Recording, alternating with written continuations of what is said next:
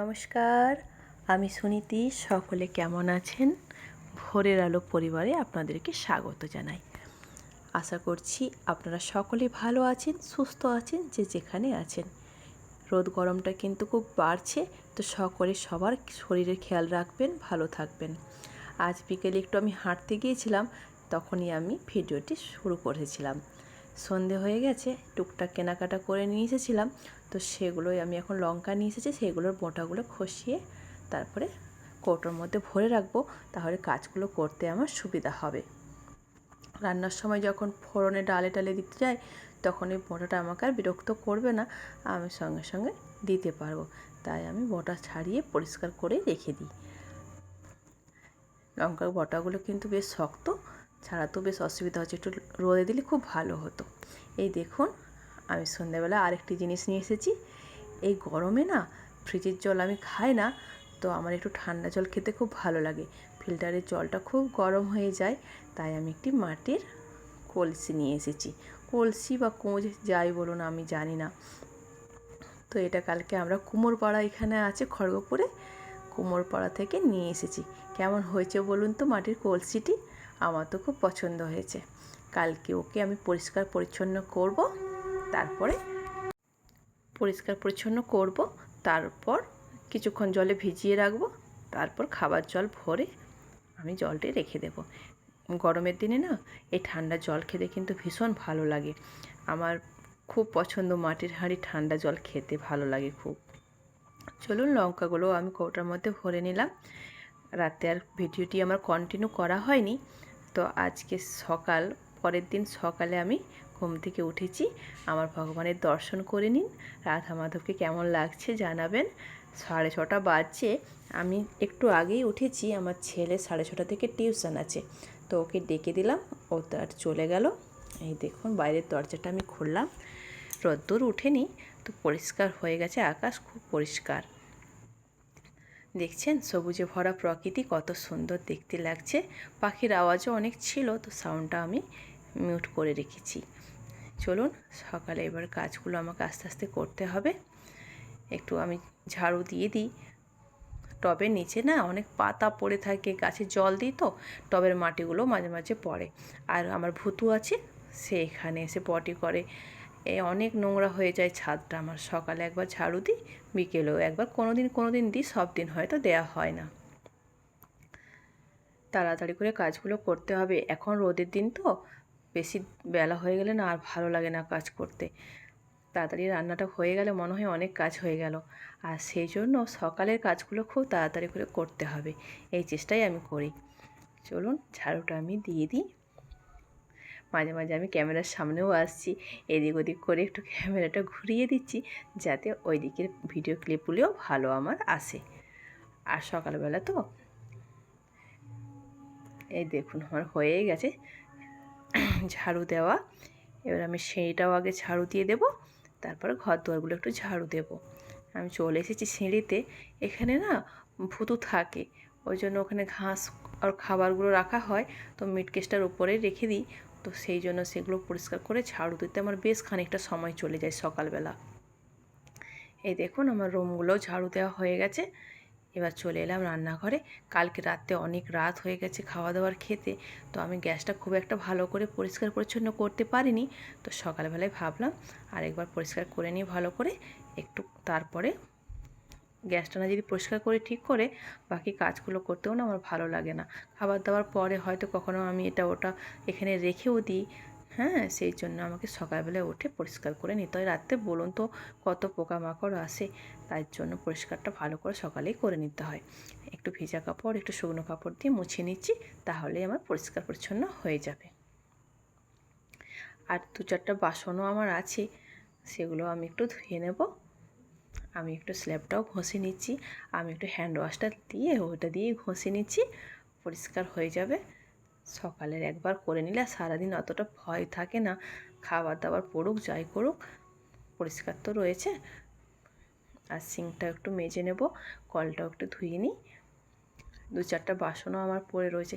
রাত্রেই না বাসনগুলো আমি ধুয়ে রাখি, কিন্তু একদিন ছেলের টিউশন থেকে আসতে অনেক রাত হয়, তখন খাওয়া দাওয়া করার পরে না আমার আর ইচ্ছে করে না, হয়তো টুকটাক বাসন রেখে দিই, থাক সকালবেলা আমি ধুয়ে নেব। বেশি কিছু নেই, 2-4টা বাসনই আছে, সেগুলোই আমি একটু ঘষে মেজে নেব। এই দেখুন রান্নার মগটি আমার ছিল, এগুলো আমি একটু ঘষে মেজে নিই। আপনারা একটু জানাবেন আমার ভিডিওগুলি আপনাদের কেমন লাগছে। চলুন, সকালে কাজকর্ম মেয়েদের যে কত থাকে সে আর হিসেব করে বলার নেই। প্রত্যেকটি মেয়েরই একই অবস্থা, সকালবেলায় কাজের শেষ থাকে না। কালকে রাতে একটি পার্সেল, রাতে না এসেছে বিকেলে। এই দেখুন একটা ছোট সিলিং ফ্যান আমরা অর্ডার করেছিলাম, সেটাই এসেছে। তো আজকে আর একটু দেরি করে একজন আসবে বলেছে, লাগিয়ে দিয়ে যাবে। আর একটা পাখা হলের মধ্যে রয়েছে, তো সেটাতে না পুরোটা কভার করে না, হাওয়া পাওয়া যায় না। তার জন্য আমরা ভাবলাম যে তাহলে আরেকটা পাখা লাগিয়ে দিই, তাহলে খেতে বসলে আমাদের অসুবিধা হবে না। আর মাটির হাঁড়িটি আমি সুন্দর করে পরিষ্কার করে নিচ্ছি, আর 2-4বার জল পাল্টে ধুয়ে নিই। ওপরে না বালি বালি টাইপের কিছু দেওয়া আছে, তার জন্য না খসখসে উপরে, ওই জন্য অসুবিধাও হচ্ছে আমার ধরতে। যাই হোক, এটা আমি ধুয়ে নিই। এটা কিন্তু দেখতে ছোট মনে হচ্ছে, কিন্তু 6-7 লিটারের বেশি জল ধরছে। কিন্তু আমি অনেকক্ষণ ট্যাপে দাঁড়িয়েছিলাম, ধরে নিয়ে অনেকটা জল ভরলো। কিন্তু বলেই ছিল বৌদি ছোট ভাববেন না, এটা অনেক জল ভরবে, আপনি সারাদিন খেয়েও শেষ করতে পারবেন না। কিন্তু তার কথাটাই মানে সত্যি হয়েছে, দোকানদার আমাকে যেটা বলেছিল। এই দেখুন আমি কখন থেকে আমি ভরছি জল, ভরে রেখে দেব। এখন নতুন হাঁড়ি তো, জলটা একটু ভরে রাখি, তারপর আমি খাবার জল ওতে ভরে দেব।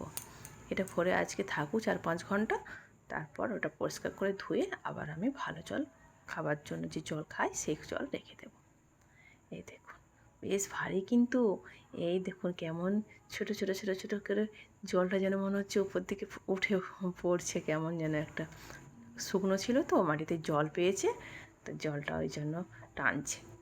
এই দেখুন বুলবুল বুলবুল করে হাওয়া উঠছে। আর সে শাকগুলো দেখুন, এই শাকগুলো আমাদের এক আত্মীয়র বাড়িতে হয়েছে, তা চাষের আর কি। তো আমার শাশুড়ি মা সকালবেলায় গিয়েছিলেন মর্নিং ওয়াক করতে, তো তখন তিনি এগুলো নিয়ে এসেছেন, তো আমাকেও কিছুটা দিয়েছেন। সেগুলোই আজকে আমার ভালোই হলো। কলমি শাকটা না আমার ভুতুরও লাগে, তো সেও একটু খাবে, আর অল্প কটা আমি একটু আজকে ভাজা করব। সে কলমি শাকগুলো কিন্তু বেশ পকা ছিল, আগে আমি বেছে নিই ভালো করে, তারপরে ধুয়ে তারপরে আমি ছোট ছোট করে কাটবো। শাকটা ধুয়ে কাটলেই ভালো, পরিষ্কারটা ভালো হয়। আর মাঠে শাক হলে মানে কি বলবো, পোকা তো প্রচণ্ড থাকে, তার সাথে বালিও থাকে। আর যেগুলো আমি বাদ দিচ্ছি ওগুলো আমার ভূতু সোনা খেয়ে নেবে, সবটা নেব না, ও খাবে। আর লাল শাক আছে, আর লাল নোটে আর সাদা নোটে, মনে হয় খসলা তো নয়, মনে হয়, আমি বুঝতে পারছি না কি শাক। যাই হোক, আমি সবজিগুলো সব কেটে নিই, আজকে ঝিঙে আলু পোস্ত করব। এই দেখুন কিছু ধনেপাতাও নিয়ে এসেছে, বেশ ভালো ধনেপাতাগুলো, খুব ফ্রেশ একদম সুন্দর। আর এই যে গোড়াগুলো আমি একটু কেটে রাখি, এখন না জল ভর্তি ভেজা শাকটা, সকালবেলা শাক তো খুব ভেজা, এখন ফ্রিজে ঢোকাবো না, একটু জলটা শুকিয়ে যাক তারপরে ঢোকাবো।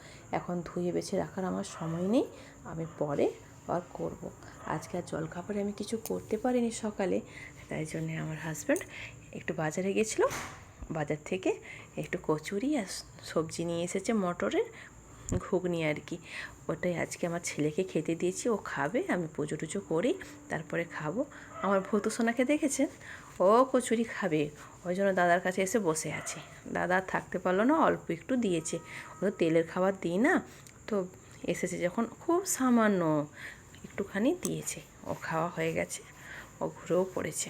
আমার স্নান হয়ে গেছে, কাঁচা ধোয়া আজকে সেরকম কিছু করিনি। স্নান করে যে পুজো করব, এক ঝুড়ি ফুল দেখেছেন, আমার ছাদে কিন্তু এত হয়নি, আমার শাশুড়ি মা কিছুটা দিয়েছেন, আর হচ্ছে আমার ছাদে সব মিলেমিশে এক ঝুড়ি ফুল হয়েছে। ভগবানের সেবাতে আমার কি ভালো লাগে, ফুল থাকলে না পুজো করলে আমার মনটা ভরে যায়।